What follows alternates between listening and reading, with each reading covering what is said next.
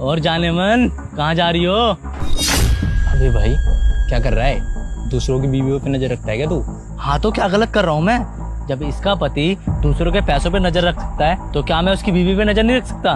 क्या बोल रहा है तू? अबे एक नंबर के चोर हैं ये लोग, बेइज्जती करा दी मेरी। थोड़े टाइम पहले आया, बोला रोशन मुझे काम की जरूरत है, कहीं काम दिलवा दे।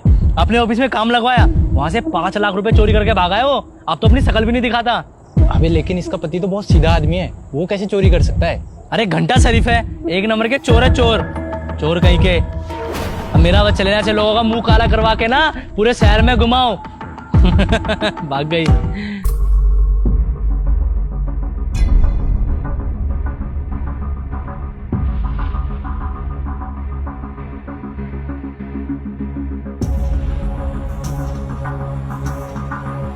कहाँ जा रही हो? ये घर छोड़कर। क्यों? क्योंकि मुझे अब इस घर में और नहीं रहना। मैं अपनी और बेइज्जती नहीं करवा सकती। अरे लेकिन हुआ क्या?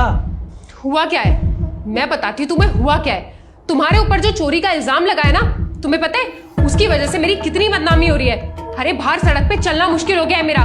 तुम्हें क्या है, तुम तो पूरा दिन घर में बैठे रहते हो। बाहर सामान लेने तो मुझे जाना पड़ता है ना, लोगों के ताने मुझे सुनने पड़ते हैं। लेकिन ऐश्वर्या तुम्हें तो पता है ना, ये इल्जाम झूठा लगा है मेरे पे। मैं ऐसा नहीं कर सकता। अरे ये बात तुम्हें पता है, ये बात मुझे पता है, लेकिन मैं किस किस का मुंह बंद कराती फिरूंगी? हाँ मैं ना बहुत परेशान हो चुकी हूँ और इतना परेशान मैं नहीं होना चाहती।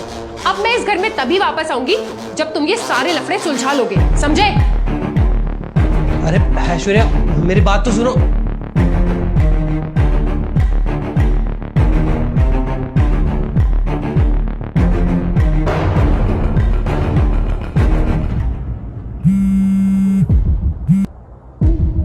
हाँ जी सर। जिन 5 लाख की चोरी का तुम पे इल्जाम लगा था वो झूठा था। एक्चुअली वो पैसे ना भैया लेकर गए थे ऑफिस से। क्या? हाँ एक काम करो, तुम फटाफट ऑफिस आओ, हम सारी मिसअंडरस्टैंडिंग दूर करते हैं, ठीक है? ठीक है सर, मैं भी पहुंचता हूँ थोड़ी देर में। ठीक है सर।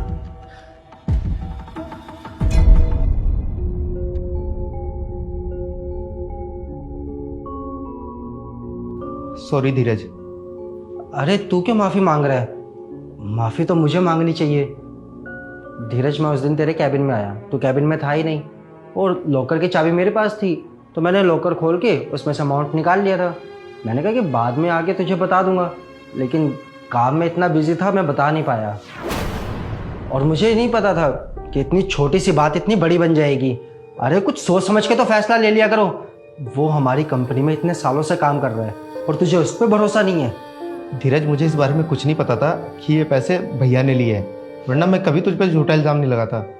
सर मैंने तो आपको पहले ही बोला था कि मैंने चोरी नहीं की, लेकिन सर आप मेरी बात एक बार सुन तो सकते थे ना। आपने मेरी बात ही नहीं सुनी।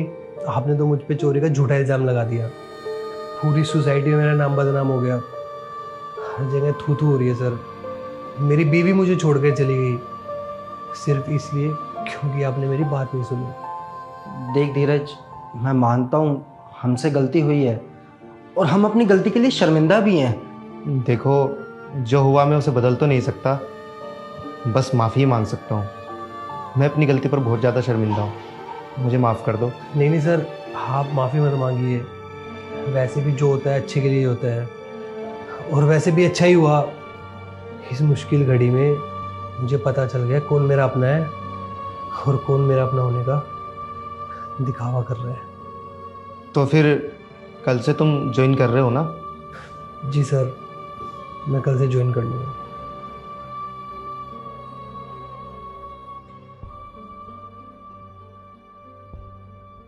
भैया इतना कुछ होने के बावजूद भी इसने कितनी आसानी से हमें माफ़ कर दिया। जब ये हमारे बारे में इतना सोचता है तो हमें भी इसके बारे में कुछ सोचना चाहिए। हाँ इसके लिए तो ज़रूर कुछ करना चाहिए। ये बहुत ही अच्छा इंसान है। क्यों ना हम इसकी सैलरी बढ़ा दें? ये तो तूने बिल्कुल ठीक कहा। और हाँ आइंदा से ना कभी कोई ऐसी गलती मत करियो।